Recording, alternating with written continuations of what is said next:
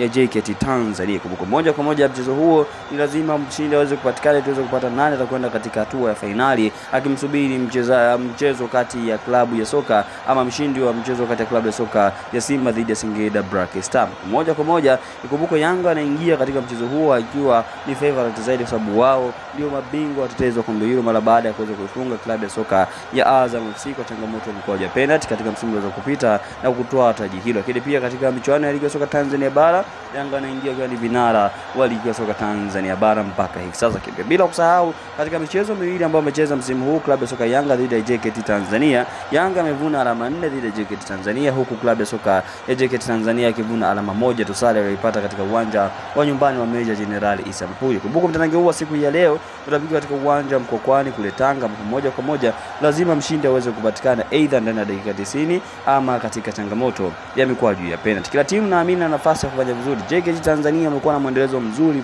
kweli katika msimu huu ambapo katika uwanja wake wa nyumbani akiweza kupoteza mchezo wake mmoja tu dhidi ya klabu ya soka Simba bao 1-0, lakini wengine katika uwanja wa Meja Jenerali Isa Mpuyi amekuwa na mwendelezo mzuri kwa kupata ushindi ama kuweza kupata sare katika mchezo huo ama katika uwanja wao wa nyumbani. Lakini pia Dar es Salaam Afrika wamekuwa wakishusha vipigo kweli hususan katika michuano hii ya kombe la shirikisho la CRDB Federation Cup. Hatua ya nusu finali ya kwanza, nani atakwenda kupata ushindi siku hii?